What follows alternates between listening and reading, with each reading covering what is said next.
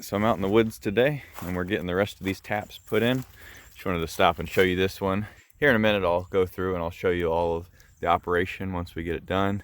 Just working with the family today on just getting all of these finished. But this one was just quite impressive.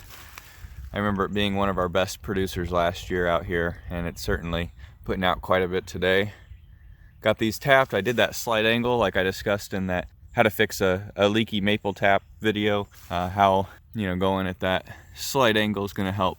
And I was also careful not to pound these in all the way. It makes it a lot easier to get them out later if I need to and when I need to. And I remember last year it was just awful trying to get these all the way out, but as long as it's not leaking around the sides and it is all coming out the end of the spout there, then there's no reason that I need to be hammering it in any further. So it is nice and snug. It's got that interference fit from drilling with the same size bit. So I'm pretty excited to see how much we get out of these. All right, so I thought I might take you guys on a little tour here, show you our whole operation this year and everything we've got tapped. Starting here by the road, we've got these 3 maple taps in this tree. This is large enough to handle it. In here we've got a walnut. I was able to also get 3 taps on. Didn't get to as many walnut trees as I would have liked to this year. Just really didn't have the supplies on hand in order to really go out there and get all on those, but we'll definitely get a good taste. We've got about 4 half pints so far. Here we've got another maple as well, and that 4th walnut tap. A couple more walnuts that could be tapped next year over here. These are all dead ash and a couple live hickory, but hickory you can apparently make syrup out of, but you gotta boil the bark and do some different things that I don't quite understand yet because I haven't got into it, but definitely we've got hickory bark that peels, so it's gonna happen. I just have to get around to it, so maybe that'll be something we'll try in the future. Got some more maple right here. So those are the ones that you guys have seen before in some of my other videos. Now we have a lot of woods out here behind that shed especially. We got the blueberry bushes over here. There are 2 jugs.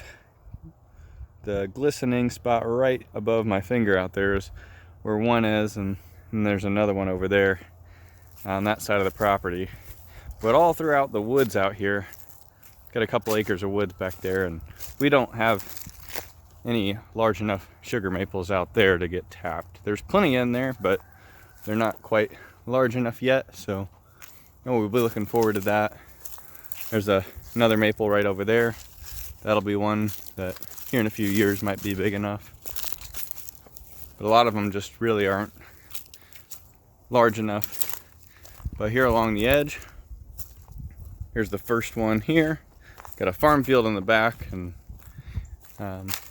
along the border here we've got all sorts of saplings and some mature trees as well, including these first 2 sugar maples.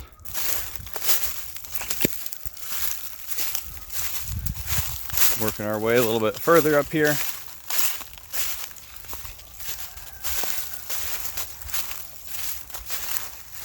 This one's another one of those good producers, so even though it's a really warm day today, we're still pulling in a good amount. Didn't get very cold last night, but they still want to push some out. Got another one up here. Oh, had one fall. I want to get him up. There used to be some sort of fence, so I've had to deal with some of this barbed wire here. When I come out to clean these up, I'll probably come out here and try and snip off some of those wires and get those out of the way. They're not doing us any good.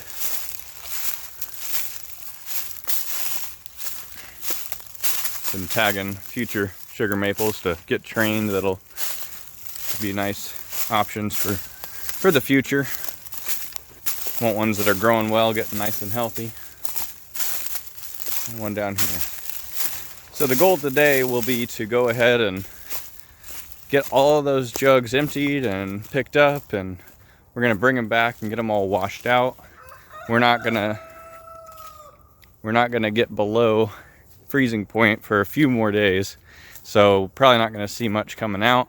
and the warmer weather will probably sour some of those. So really want to get those cleaned up and taken care of, or else anything new we collect isn't going to be any good for us.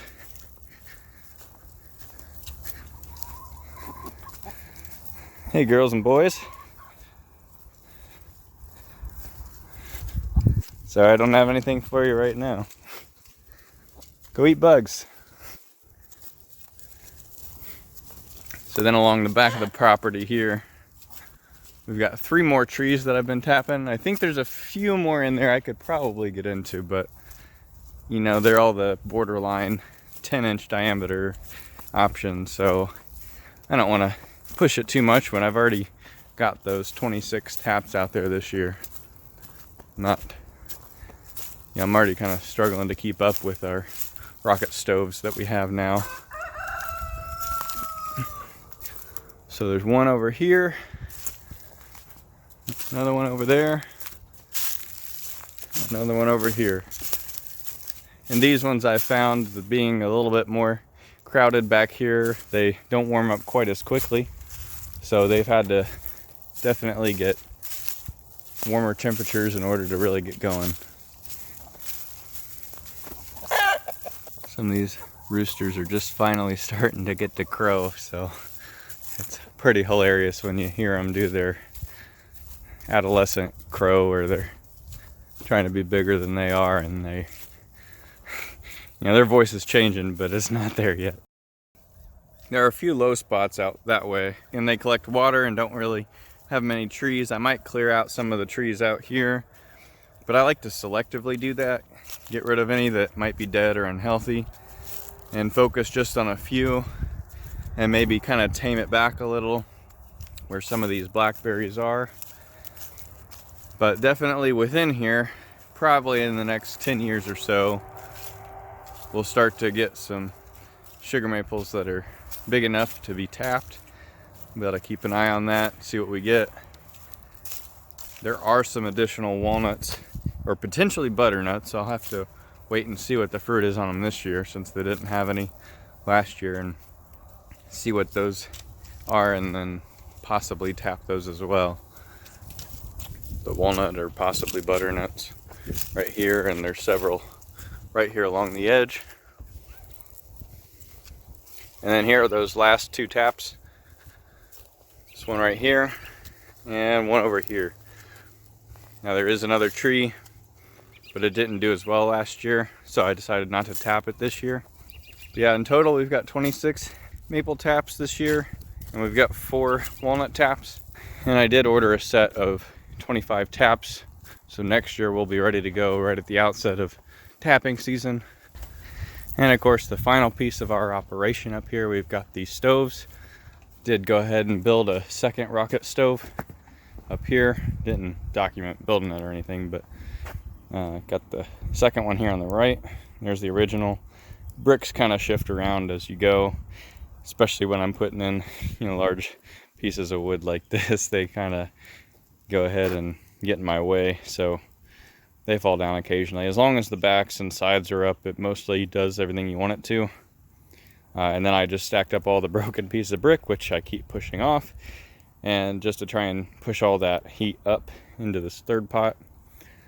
And we found we've been able to get rid of up to about, you know, 30 gallons in a day. So it's been working pretty well. Made a little over 4 gallons of syrup so far, and got plenty more sap to boil. I just have to hurry to do that boiling, of course, because the warmer temperatures, and I don't have a big freezer for this. So in here we've got all these buckets full that we still got to get rid of. So looks like we've got 6 more 5-gallon buckets here, and yeah, 1 more in the freezer to empty out. But hopefully you guys are all doing pretty well with your syrup and getting a lot out of it. And if you have a little bit different climate, maybe you're getting more out of it this year than we have. We got 8 gallons last year, but probably not going to get as many this year. But definitely still excited for what we're going to get.